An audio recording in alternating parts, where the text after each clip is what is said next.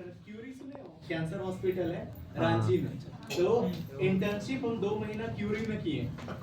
तो वहाँ ना एक डॉक्टर सौरभ है, उनके अंडर में काम करते थे। अब वो छोड़ के अपना हॉस्पिटल खोले।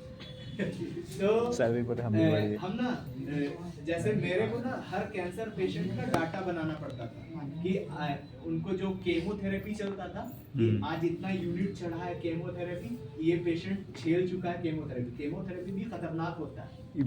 इम्यूनोथेरेपी सुने हैं? बाबू जो दवा चढ़ती है ना मेडिसिन, पूरे सेल को रोक देता है, बॉडी का हर सेल रुक जाता है डिवाइड करने।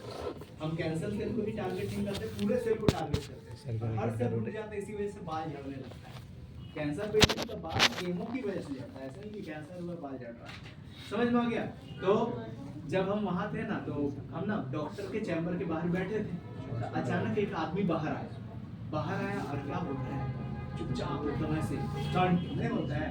फिर मेरे को क्या बोल रहा है, खुद बोल रहा है मेरे को ना मुंह का कैंसर है। ओरल कैविटी कैंसर नहीं होता, ट्यूमर। तो मुंह का टोबैको खाने से इस बार अगर ठीक हो गया ना तो आपसे कभी नहीं पिएंगे। तो मौत जब सामने होती है ना तब डर लगता है।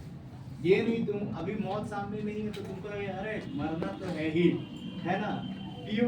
जब देख लोगे ऐसा पेशेंट है, पूरा इसको काट के हटा देते हैं। कैंसर का एक ही इलाज है, बच न सका। कैंसर का मतलब होता है बाबू क्रैब।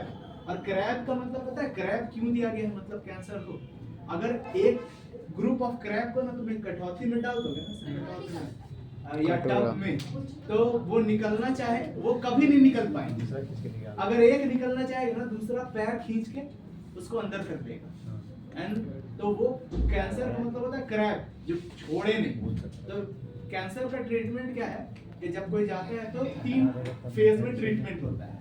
सबसे पहला फेज क्या होता है बाबू के, हम देते हैं उसको केमो देके पूरे सेल को रोक देंगे डिवीजन। और केमो चलता है फेज वाइज कि इतना इतना इतना केमो चढ़ा।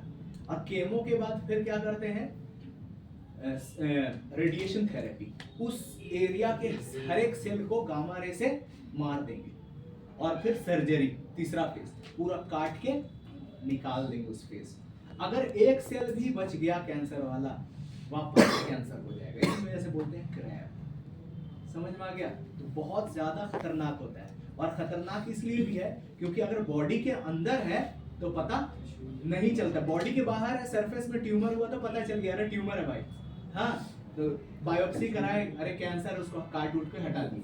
अंदर अगर हो गया, first stage, second stage, third और फोर्थ में पता चलता है। अचानक कोई जा रहा है, फट से गिरा, बायोप्सी करा रहा है, पता चल रहा है कि थर्ड और फोर्थ स्टेज में। उसके बाद बस दुआ कीजिए कि अब हम आ रहे हैं आपके पास, ठीक है ना, ऊपर वाले आ रहे हैं, मेरे गुनाहों को माफ कीजिए और जितना भी मजा करना है कर लीजिए, जो टाइम पीरियड है 2 से 3 महीना 4 महीना, इसलिए खतरनाक हो जाता है कैंसर। जो भी, तो ये सब 12th का पार्ट है, हम लोग पढ़ेंगे। तो इसके बाद नर्वस सिस्टम पढ़ाएंगे, है कि नहीं? 5 क्लास में नर्वस सिस्टम, और उसके बाद हम लोग एंडोक्राइन सिस्टम पढ़ के सिलेबस को खत्म कर देंगे। इसमें